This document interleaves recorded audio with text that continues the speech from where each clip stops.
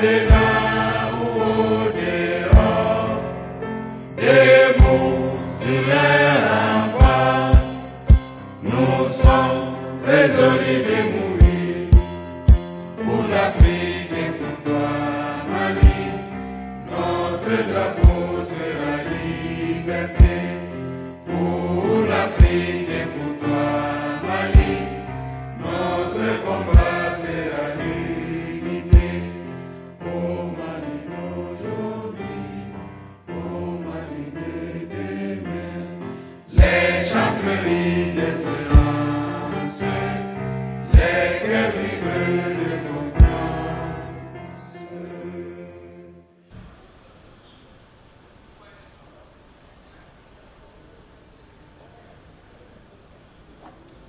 Maliennes, Maliens, mes chers compatriotes, hôtes du Mali, nous voici par la grâce d'Allah le Tout-Puissant au seuil de la nouvelle année. Je voudrais saisir cette heureuse occasion pour vous présenter mes vœux. En ce moment précis, j'ai une pensée profonde pour tous ceux d'entre nous qui souffrent pour quelque raison que ce soit, ainsi que pour nos forces de défense et de sécurité qui, de jour comme de nuit, veillent à l'intégrité du territoire et à la tranquillité de nos populations. Mes chers compatriotes, le peuple malien aura vécu une année 2022 éprouvante, mais riche en événements d'importance majeure. En effet, notre pays a été soumis à de dures épreuves liées à un contexte international difficile. Malgré une diminution importante de la prévalence de la COVID-19, son impact sur l'économie internationale et par ricochet sur l'économie malienne se fait sentir encore. De surcroît, les sanctions illégales, illégitimes et inhumaines imposées à notre pays par l'UEMOA et la CEDEAO ont eu des effets néfastes sur la croissance économique. C'est donc le lieu pour moi, une fois de plus, de saluer la résilience du peuple malien face à l'adversité.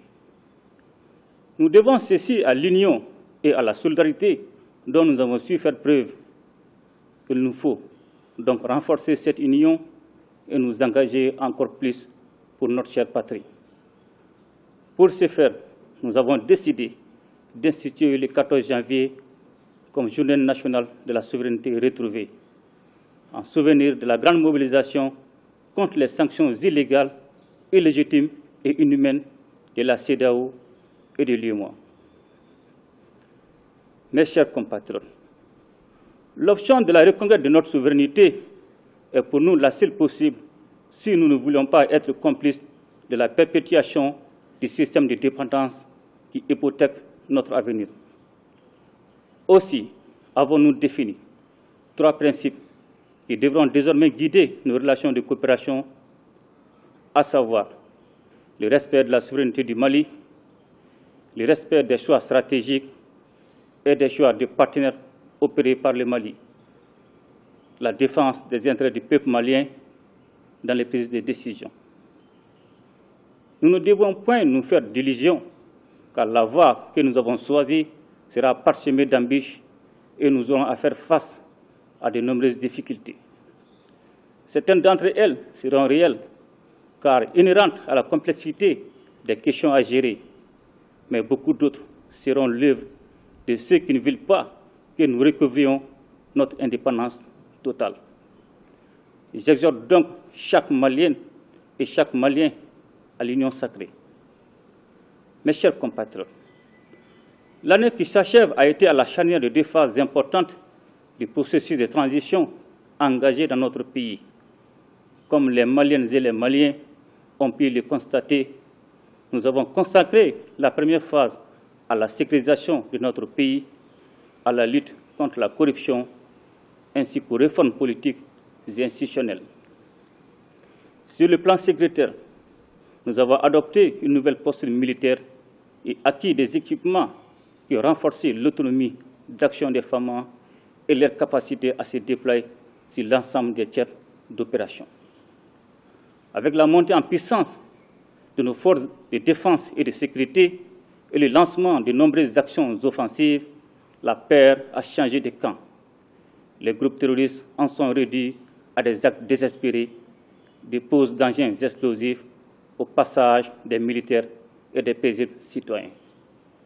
Dans le même temps, la lutte contre la corruption et l'enrichissement illicite a été intensifiée en vue d'enrayer ces fléaux qui retardent le développement économique de notre pays.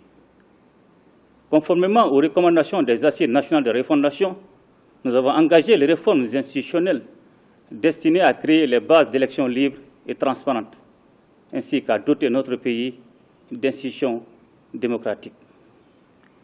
Au nombre des actions initiées dans ce domaine, il faut noter la création de l'organe unique de gestion des élections et la rédaction de l'avant-projet de la nouvelle Constitution, dont le processus de finalisation est en cours. Il convient de noter également la mise en place du comité indépendant de suivi et évaluation des recommandations des Assises nationales de la refondation. Mes chers compatriotes, c'est sur la base de ces acquis que la seconde phase de la transition est consacrée au projet structurant destiné à poser les bases d'un véritable développement. Nous sommes pleinement conscients qu'il n'y a pas de sécurité sans développement qui garantisse un mieux-être pour les populations. C'est ainsi que nous avons décidé de relancer la Comatex et l'usine malienne des produits pharmaceutiques. Dans l'optique du renforcement du tissu industriel de notre pays, 2 usines de filature de coton seront créées à Bamako et à Koutiala. Tout ceci devrait créer des emplois et de la valeur ajoutée pour notre économie.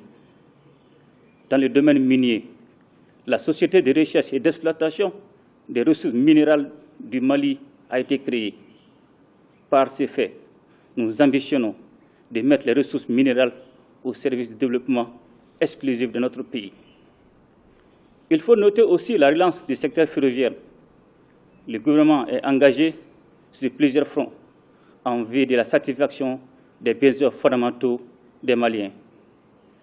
Le projet de création du complexe hospitalier de 4e référence, qui s'ajoute à l'hôpital militaire de même niveau, participe de cet esprit.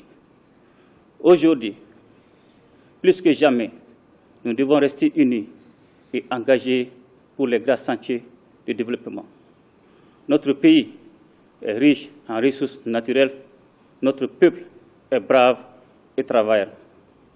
Ensemble, nous pouvons et devons créer les conditions de l'émergence du Mali. Mes chers compatriotes, nous comprenons combien nos populations sont éprouvées par un contexte économique difficile pour l'ensemble des pays du monde. C'est pourquoi j'ai instruit le gouvernement de prendre des mesures pour contrer l'augmentation des prix des produits de première nécessité. Il faut rappeler que tout ceci intervient dans un contexte de baisse des recettes de l'État due à l'insécurité. Aussi, pour lutter contre la cherté de la vie qui fragilise davantage les couches les plus vulnérables, le gouvernement a pris des mesures énergiques destinées à stabiliser les prix et à augmenter le revenu des travailleurs. Ainsi, il a été accordé des subventions sur l'importation de plusieurs produits qui ont occasionné des manques à gagner à hauteur de 8 milliards de francs CFA pour le sucre, 3 milliards pour le lait, 1 milliard de francs CFA pour l'huile alimentaire et 132 milliards de francs CFA pour les produits pétroliers. Dans le même temps, l'harmonisation de la grille salariale induisant une augmentation des salaires pour les travailleurs d'un coût annuel d'environ 200 milliards de francs CFA. Cependant, au regard des résultats mitigés des mesures destinées à contenir les prix, il apparaît clairement que certains acteurs ne jouent pas le jeu de la transparence. C'est pourquoi il me paraît nécessaire d'exhorter à une action globale contre la cherté de la vie, impliquant le gouvernement, les opérateurs économiques et la population. Chacun devra jouer sa partition pour que les sommes importantes mobilisées pour cet objectif ne soient détournées et utilisées à des fins malsaines. Mes chers compatriotes, la réussite du Malikoura dépendra de notre cohésion et de notre engagement, nos labeurs individuels et collectifs en seront le levain.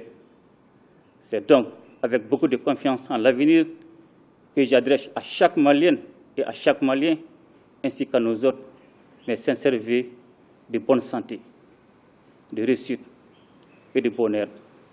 À notre chère patrie, je souhaite la paix, la sécurité et la stabilité, afin que dans l'unité, nous puissions la conduire vers la prospérité tant souhaitée et attendue par notre peuple. Ensemble, nous ferons le Mali Koura, qu'Allah bénisse le Mali et protège les Maliens. Je vous remercie. À ton appel, Mali, pour ta prospérité, fidèle à ton destin, nous serons tous unis.